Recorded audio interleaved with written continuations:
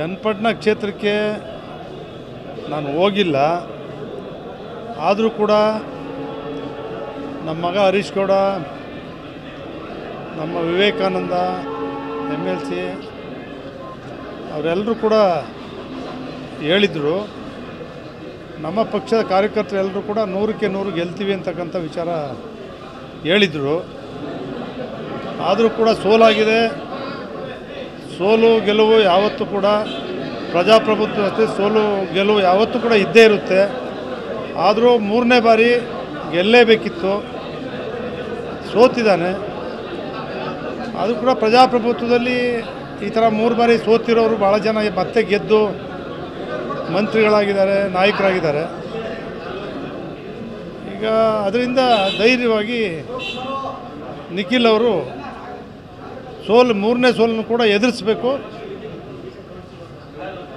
ಜನತಾದಳ ಪಕ್ಷವನ್ನು ಕಟ್ಟಬೇಕು.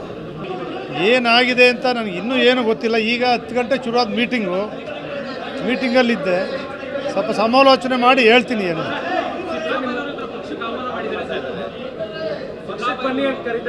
ನನಗೆ ಯಾವಾಗಲೂ ಸಿದ್ದರಾಮಯ್ಯನವ್ರು ನನ್ನ ಜೊತೆ ಮಾತಾಡಿಲ್ಲ.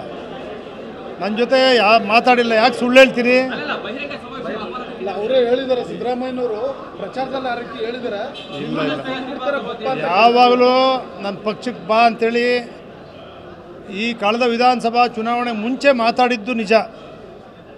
ಅವರು ಮಾತಾಡಿದರು, DK ಶಿವಕುಮಾರ್ ಅವರು, ಸುರ್ಜಿವಾಲ ಅವರು, ವೇಣುಗೋಪಾಲ್ ಅವರು, ರಾಜೀವ್ ಗಾಂಧಿಯವರು, PS ಸುನೀಲ್ ಅವರು ಎಲ್ಲರೂ ಕೂಡ ಮಾತಾಡಿದರು.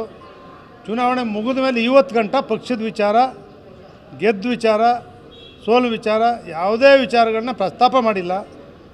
ನಾನು ಇದುವರೆಗೂ ಕೂಡ ಅವ್ರ ಜೊತೆ ಚಾಮುಂಡಿ ಬೆಟ್ಟದ ಮೇಲೆ ವೇದಿಕೆ ಹಂಚ್ಕೊಂಡಿದ್ದು ಬಿಟ್ಟರೆ ಇವತ್ತಿನವರೆಗೂ ಕೂಡ ನಾವು ಮಾತಾಡಿಲ್ಲ.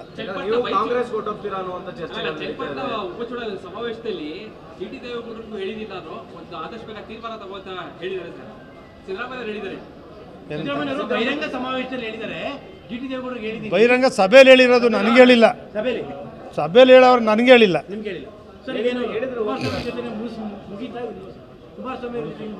ನಾನೇನು ಮುನ್ಸಿಲ್ವೇ ಇಲ್ಲ, ನಾವು ಜೊತೆಲೇ ಇದ್ದೀವಿ, ಮುನ್ಸಿಲ್ವೇ ಇಲ್ಲ. ಬಟ್ ಅವ್ರು ಮಾಡೋದೇ ಹಿಂಗೆ ನನ್ನ ಬಗ್ಗೆ, ಅದಕ್ಕೆ ನಾ ಏನು ಮಾಡೋಕ್ಕಾಗಲ್ಲ. ಯಾರು ಕರೆದ್ರು ನನಗೆ? ಅವ್ರ ಮನೆಯಿಂದ ಅಭ್ಯರ್ಥಿ ಕರೀಲಿಲ್ಲ, ಅವ್ರ ತಾಯಿ ಕರಿಬೋದಾಗಿತ್ತು, ದೊಡ್ಡವ್ರು ಕರಿಬೋದಾಗಿತ್ತು. ಅವ್ರಿಗೆ ತೀರ್ಮಾನ ಮಾಡಿಬಿಟ್ಟಿದ್ದಾರೆ. GT ದೇವೇಗೌಡ ಇನ್ನೇನು ಏಜ್ ಆಗಿದೆ, ಮಗ ಬಂದಿದ್ದಾನೆ, ಮಗ ಸಾಕು. GT ದೇವೇಗೌಡ ಮಗ ನಮ್ಮ ಜೊತೆಗೆ ಬೇಕು, GT ದೇವೇಗೌಡ ರಾಜಕೀಯ ಸಾಕು ಅಂತೇಳಿ ತೀರ್ಮಾನ ಮಾಡ್ಕೊಂಡಿದ್ದಾರೆ. ಅಲ್ಲ, ರಾಜಕೀಯ ಸಾಕು ಅಂತ.